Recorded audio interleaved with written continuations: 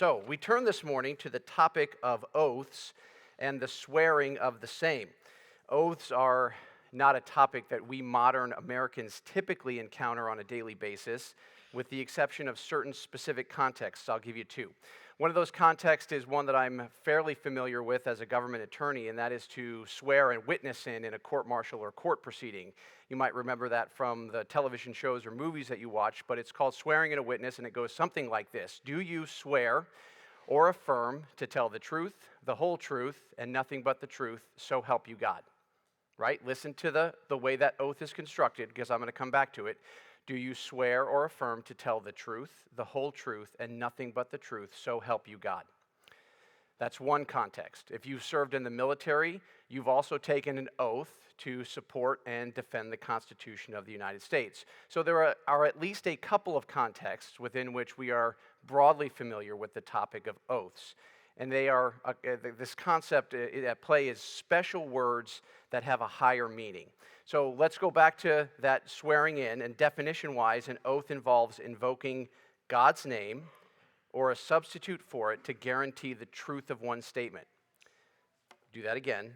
An oath involves invoking God's name or a substitute for it to guarantee the truth of one's statement. See, this is in distinction to a vow, right? So oaths and vows, they're both a category of special words that we say, and we'll get into why God has given them to us a little later on in the morning. But an oath is a promise made in view of a solemn object, right? So help me God.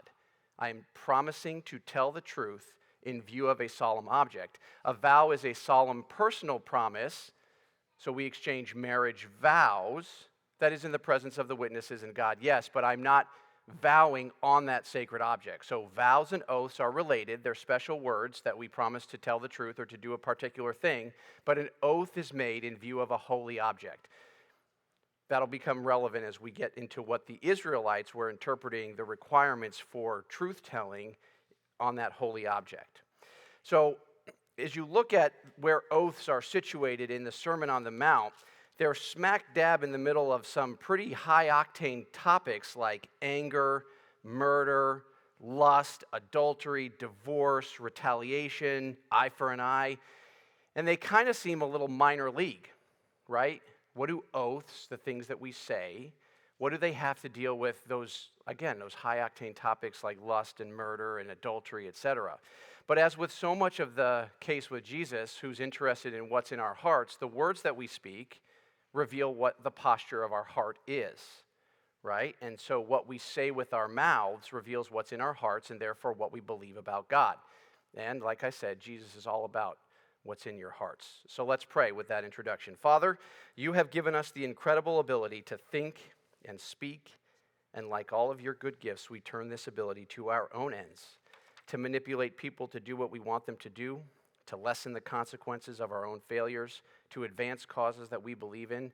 Please be with us this morning, Father, as we learn how to be a people whose character is of such integrity that our words can be believed without an oath, and who speak the truth without fear. Amen. So let's jump into the scripture passage today. We're in Matthew 5, verses 33 through 37. Again, you have heard it was said to those of old, you shall not swear falsely, but shall perform to the Lord what you have sworn. But I say to you, do not take an oath at all, either by heaven, for it is the throne of God, or by earth, for it is his footstool, or by Jerusalem, for it is the city of the great king.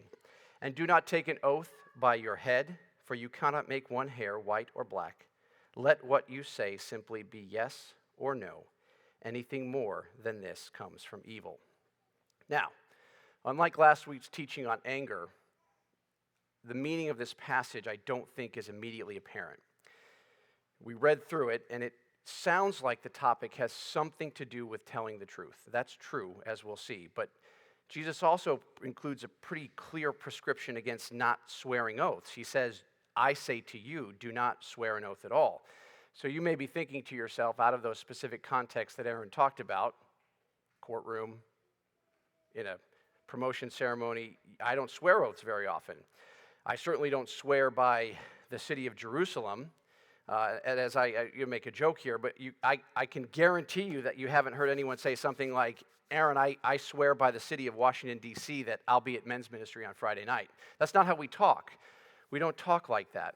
But so to understand what's going on here in this context, we need to do a little historical detective work. So let's do that. Let's look at another passage that's a little longer. It's still a rebuke to the Pharisees. It's Jesus' warning to them recorded in Matthew 23, 16 to 22. He says to the Pharisees, "Woe to you, blind guides, who say, if anyone swears by the temple, it is nothing. But if anyone swears by the gold of the temple, he is bound by his oath. You blind fools, for which is greater, the gold or the temple that has made the gold sacred? And you say, if anyone swears by the altar, it is nothing. But if anyone swears by the gift on the altar, he is bound by his oath. You blind men, for which is greater, the gift or the altar which makes the gift sacred? So whoever swears by the altar swears by it and everything on it. And whoever swears by the temple swears by it and by him who dwells in it. And whoever swears by heaven swears by the throne of God and by him who sits upon it." What's going on here? It's still not clear. We still need to do some additional work. So let's parse the passage, both of them. As a matter of practice, the Pharisees, the religious leaders of the day, the person who is the equivalent of me or Kyle, the people who are teaching, were distinguishing oaths made by the temple and those made by the gold of the temple. Similarly, they were distinguishing oaths made by the altar versus those made by the gift on the altar. In other words, the Pharisees, in their roles as Israel's teachers, as their rabbis, their scribes, they were teaching the Israelites that some oaths were binding and some oaths were not. Go back to the passage, right? If anyone swears by the temple, it is nothing. That is not a binding oath. But if anyone swears by the gold of the temple, now you're bound by the oath. So why were they doing this? Why were they giving this teaching? Why culturally did they need to parse which oaths were binding and which were not? Theologian D.A. Carson has explained that in Jewish law and custom, there was a whole body of rabbinical guidance that was given to the question of oaths, including detailed consideration of when an oath was binding and when it was not. So let's back up one more time. Why did the Israelites need oaths? Why do people in general need oaths? What do they have to do with anything? Why do they feature so prominently in the Sermon on the Mount? Well, it will come as no surprise to anyone in this room that human beings tend to lie. We can say something that is false and that we know to be false. That's part of speech and language. We can intentionally misrepresent things. No other animal on the planet can do this. If you see a rabbit running pell-mell from here to there, it's not trying to fool you into thinking that a predator's over here. There really is a predator over there. They don't lie. They can't misrepresent. They may make a mistake, but they cannot intentionally deceive. So this introduces a concept of truth and falsehood, which is a key feature of human communication and one that God is very concerned with. A little later on this morning, we'll see what God desires in terms of our truth-telling, but let's start with that definition. What is a lie? A lie is an intentionally false statement. Let's break this down a little more. A lie is not a mistake when you make a wrong judgment. It's not a misunderstanding in which you misinterpret something that is said. It's not a miscommunication where there's a failure to adequately communicate about a particular matter. A lie is telling something that you know to be false to another person. Now, think about your own life. Why do we lie? For all sorts of reasons. I lie to make myself look better. I lie to protect myself from the consequences of my actions. I lie to cover up my failures. I lie to get something that I want. I lie to advance a particular cause. A full exploration of the topic of lying is beyond the scope of this sermon. I'm certain, though, that without too much thinking, you can identify the lies that you've told and the reasons that you've told them, or perhaps you can recall the lies that have been told to you and the actions you took in reliance on those lies. So as I think about the topic of lying, it calls to mind a class that I took in the first year of law school called Contracts Law. In that class, I learned about the elaborate system that we in the American legal system use for the simple purpose of ensuring that people do what they say they are going to do. Contracts aren't inherently evil. In many cases, they simply set forth which party is responsible for doing certain things at certain times so everyone understands the basic terms of a business arrangement. But I nevertheless find it interesting that an entire body of law has developed with the single purpose of ensuring that people do what they say they're going to do when they say they are going to do it. So let's apply this concept to the Israelites so we can understand Jesus' rebuke to the Pharisees. They too had developed an elaborate system of ensuring that people would do what they said that they were going to do. Look again at the text. Jesus says, "Again you have heard that it was said to those of old, you shall not swear falsely, but shall perform to the Lord what you have sworn." So the phrase "perform to the Lord" is the phrase that I want to call your attention to. Remember, this is the "you have heard it was said" portion of the teaching. In other words, this is the part of the Sermon on the Mount on the topic of oaths where Jesus explains how the morality of the time falls far short of what God intends. So what was being taught to the Jews by their rabbis, by the scribes, by the Pharisees, was that they were only morally culpable, only morally blameworthy for breaking an oath they had made to the Lord. Remember, you shall not swear falsely, but shall perform to the Lord what you have sworn. So they asked their rabbis and teachers, well, what if I swear an oath to something that is not the Lord, but is still pretty holy, like the city of Jerusalem? That's God's holy city. Is that enough of a holy object that I can swear upon? Am I still bound by that oath? And to even ask the question gives the game of the sinful heart away. To ask the question of whether or not I am bound by my oath means that there is at least a possibility that they would not do what they said they were going to do. Do you see it? I'm only morally culpable for breaking an oath made to God. So what happens if I make an oath to the city of Jerusalem? What happens if I make an oath to the gold in the temple, right? Still the holy object in view for the solemn promise, but I don't want to be culpable for breaking it. So let's look let's look at an example. And I didn't get this from anywhere. I just made this up. So I'm sure there are other examples. But ancient Israel was primarily an agricultural economy. It relied in part on bartering for goods and services. So let's say that there was a farmer, Aaron. His crops are not yet grown. He goes to his friend, the fisherman, John, who has already caught his fish. And Aaron says to John, I swear to give you 3 bushels of wheat in 2 months for a basket of fish right now. I swear to give you 3 bushels of wheat for a basket of fish, right? And John might be nervous to give away something that he has right now for something in the future. So I, sensing this, could strengthen my oath, and I could strengthen my promise by swearing to the Lord. Remember, ancient Israel, the holiest thing that either of these 2 men, Aaron and John, knew about was God. So I could say, I swear to the Lord that I will give you 3 bushels of wheat, and the fisherman would know that the farmer, me, intended to keep my oath because of the object of the oath. Remember definitions, right? A promise made in view of a solemn object to which I would be accountable for breaking. I'm making a promise to the Lord to pay you my 3 bushels of wheat for your basket of fish. And I am accountable to God, morally culpable, morally blameworthy if I break the promise. And so John might think, that's good enough for me. Here's the basket of fish. Now, change the facts just a little bit. Let's say Aaron wants to induce John to give me the fish without ever intending to give the wheat, but I want my cake and to eat it too. I want to break my promise, and I don't want to be morally culpable for it. So let's say I say something like this. I swear by the holy city of Jerusalem, God's holy city, that I will give you the 3 bushels of wheat in 2 months for a basket of fish right now.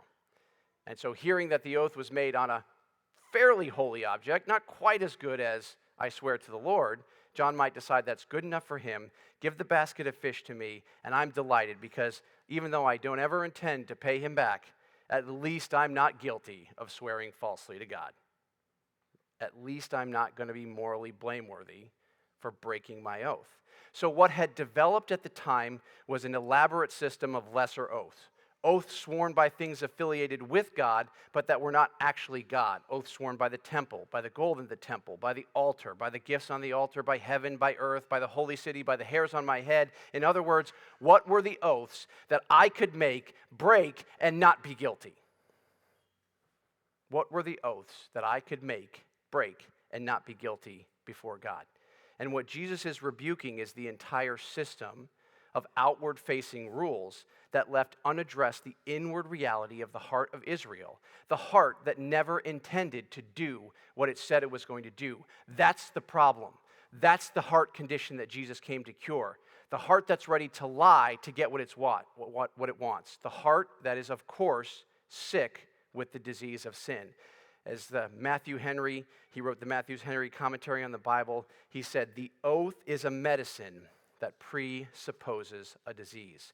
So Jesus turns, in his inimitable way, the entire logic on its head and says that because God owns everything, he owns the temple, the altar, heaven, earth, you head, yourself, there's nothing on which you can swear that will relieve you from your obligation to do what you have said you are going to do. Hence, the greater command, the kingdom command, the command for God's people, which is simply to not take an oath at all and let your yes be yes and your no be no. The lesson for the Jews, as it is for us, is that God intends for his people to be the kind of people who will do what they say they are going to do without any intent or purpose of breaking the promise. In other words, we are to be a people who speak the truth. That's the understanding the scriptures portion of the message this morning. Let's now do a few words by way of application. Understanding myself. So this first point that I want to make is that Christians may take oaths or vows. Christians may take oaths or vows. It's a relatively minor point, but I will make it anyway because others before us have confronted this question and come to the opposite conclusion. While I was preparing for this sermon, I learned that George Fox, who was the founder of the Quakers, and the Quakers are typically associated with the city of Philadelphia. They founded the city of Philadelphia. Anyway, he was thrown in jail for failing to swear on the Bible in a court proceeding. And ironically, he pointed out to his captors that the Bible itself forbade swearing and relied on this passage. So Matthew 5:34 was quoted to the jailers to say, listen, you're mad at me for not swearing on the Bible, and God says not to swear an oath at all. He was still thrown in jail. But for this reason, you'll sometimes hear oaths recited in such a way that the speaker is permitted to swear or affirm they will do such and such a thing rather than only swear to do that thing. So my first point is that Jesus is not necessarily concerned. He was concerned with the Israelites swearing the lesser categories of oath, but there is no prohibition in Scripture on us taking oaths or vows. Let's look at a couple of passages in support of that assertion. First, Deuteronomy 6:13-14 states that it is the Lord your God you shall fear, him shall you serve, and by his name shall you swear. You shall not go after other gods, the gods of the peoples who are around you. So clearly, Moses, in giving instruction to the Israelites, allows a category of speech which swears by God. In this, of course, the concern was that you would swear by the one true God of Israel and not by the lesser deities. Why? Because if you swore by the lesser deity, that was the holy object that you were setting up to safeguard your promise. It meant you didn't really believe in the God of Israel. So God was concerned, as he is in the Old Testament, with the worship of the one true God. Deuteronomy 10:20 says, you shall fear the Lord your God, you shall serve him, hold fast to him, and by his name you shall swear. Okay, all right, so there's clearly a category of speech that's permitted, but swearing on God. Let's look at the New Testament. None other than the Apostle Paul states, in what I am writing to you, in Galatians 1:20, he says, in what I am writing to you before God, I do not lie. Same mechanism, right? You have an authority who's making a statement, and he's setting up a holy object on which he is vouchsafing or safeguarding the strength of the promise. In Philippians 1:8, he states, for God is my witness, how I yearn for all of you with the affection of Jesus Christ. What do I think we can take away from this? I think God, in his grace and mercy for our fallen condition, fully understanding that we have a tendency to lie, allows us to use oaths to signify the importance of some words without sinning. So I think Christians may take oaths or vows. I do not think you have to be conflicted when you are asked to swear to tell the truth in a courtroom, or whether you are asked to take an oath to support and defend the Constitution. I don't think that's what Jesus is concerned about in this passage. So Christians may take oaths or vows. But there is a better way. So the second point is that Christians should not need oaths. Listen again to Jesus' words. But I say to you, do not take an oath at all, either by heaven, for it is the throne of God, or by the earth, for it is his footstool, or by Jerusalem, for it is the city of the great king. And do not take an oath by your head, for you cannot make one hair white or black. Let what you say simply be yes or no. Anything more than this comes from evil. After rejecting the twisted logic of the Pharisees, Jesus sets forth the kingdom command. And here it is. Speak truthfully with the wholehearted intent to do what you say you will do. Anything more than that, like a lesser oath taken on a holy object, a holy city, or a holy offering, comes not from a heart filled with truth, but from a desire to manipulate others into doing what they wanted them to do. Remember the example of Aaron and John, the fisherman and the farmer. I wanted to induce John to give me the fish, but I had no intent of ever giving John back what he was due. Unsurprisingly, God's call for Christians to be a truthful people is woven throughout Scripture. Exodus 20:16, you shall not bear false witness against your neighbor. Proverbs 12:19, truthful lips endure forever, but a lying tongue is but for a moment. Psalm 34:13, keep your tongue from evil and your lips from speaking lies. Ephesians 4:25, therefore, having put away falsehood, let each one of you speak the truth with his neighbor, for we are members of one another. And James echoes his half-brother's words in his book in chapter 5, verse 12. But above all, my brothers and sisters, do not swear, either by heaven or by earth or by any other oath, but let your yes be yes and your no be no, so that you may not fall under condemnation. Like last week, the lesson is easy to comprehend. Followers of Jesus should be known for their truthfulness. We should be known for our steadfast unwillingness to intentionally mislead others. Like all Jesus' greater commands in the Sermon on the Mount, this is only possible through the continuous, ongoing work of God's grace in our lives. We are not truth tellers by nature. And so if you see in your own life a pattern of leftover indwelling sin that looks like intentionally misleading others, bring that to Jesus. Ask for his forgiveness, purpose in your heart to tell the truth, apologize to the ones you have lied, and go back forth into the fray with an increased desire to be truthful. A corollary to this point, that we should be a truthful people, is that we should be careful of the promises we make. Listen to words of Jesus in Matthew 12:36 through 37. I tell you, on the day of judgment, people will give account for every careless word they speak. For by your words you will be justified, and by your words you will be condemned. The broader context of that verse is a rebuke to the Pharisees once again, but the warning applies to us all. We will give account for the words that we speak, which means we must choose them carefully. Now, this flies in the face of our sin nature, which desires to explain itself away, justify its own actions, provide explanations to other people about how it really wasn't my fault, how the other person wronged me, how it was just too difficult.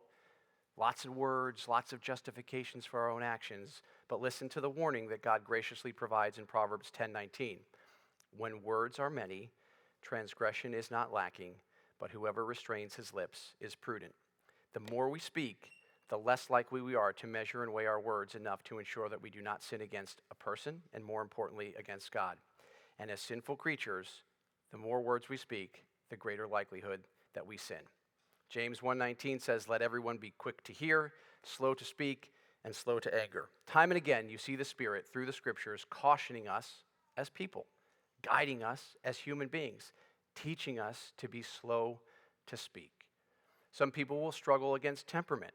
Some people have quick tempers, quick tongues. They say the first thing that comes into their mouths. Others don't. Just understand that we are not truth tellers by nature, and therefore, as sober-minded followers of Christ, that weighs in favor of being careful with the words we speak. Practically, I find that counting to 10 often helps restrain the first answer that comes into my mind when presented with a slight, a rebuke, somebody that does something that I don't understand at work.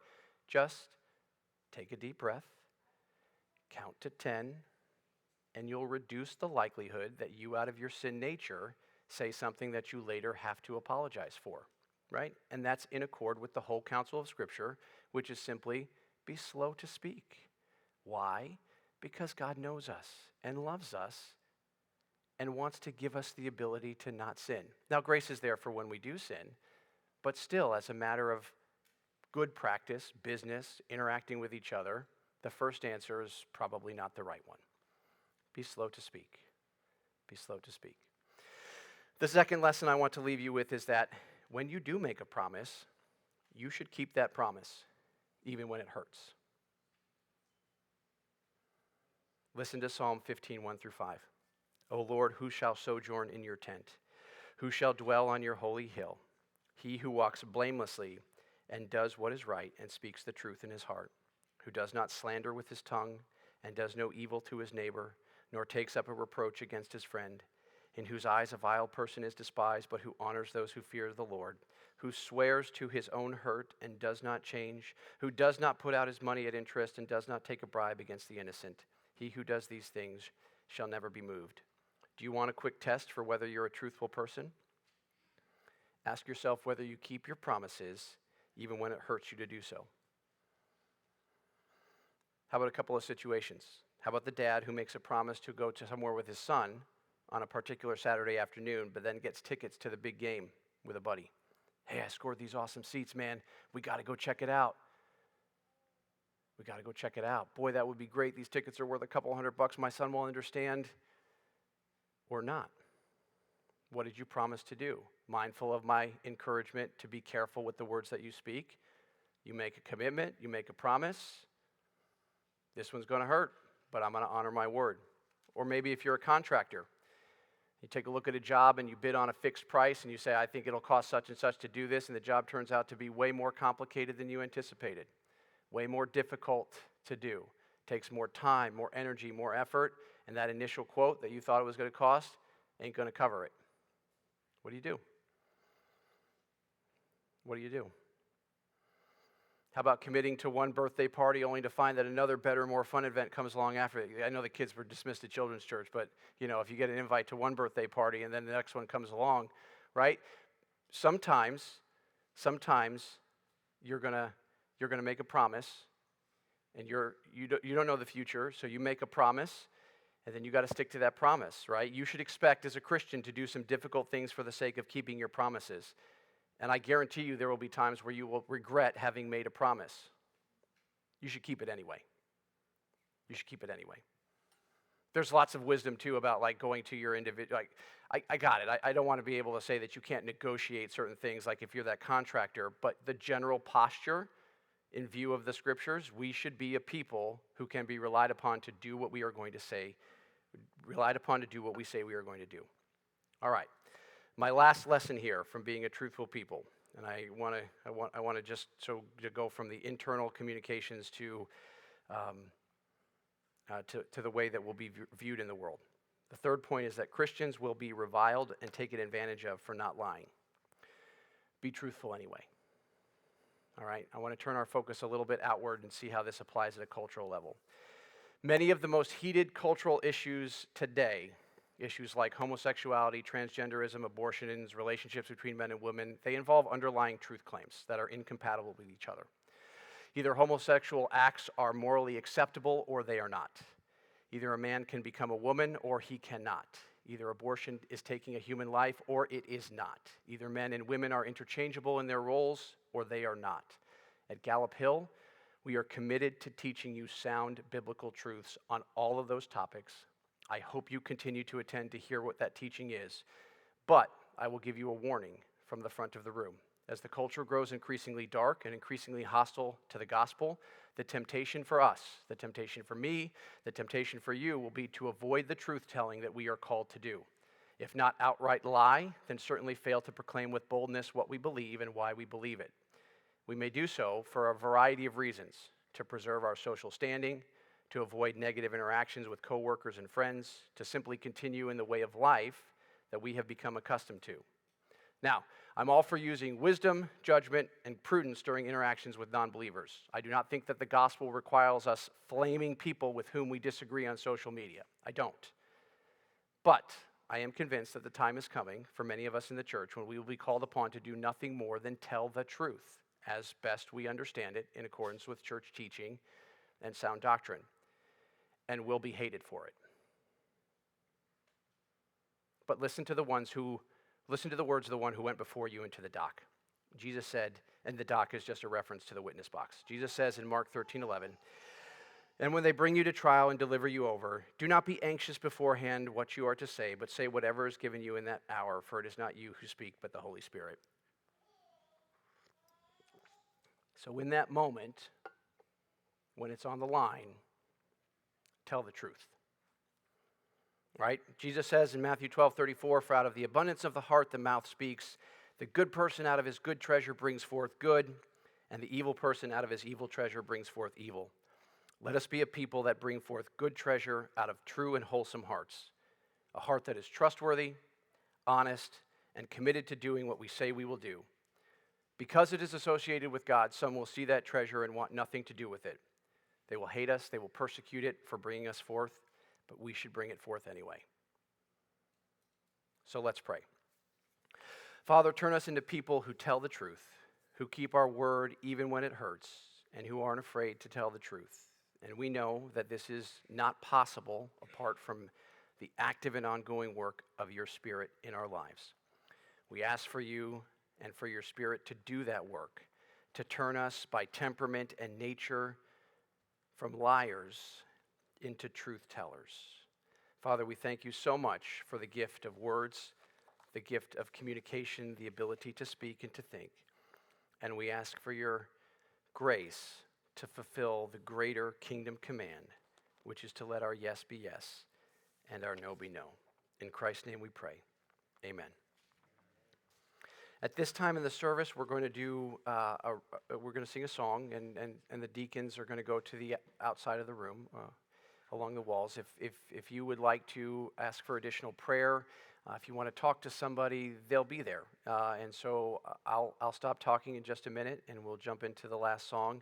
And this is a time for you to reflect, and if you need to talk to someone or to pray, we're there for you.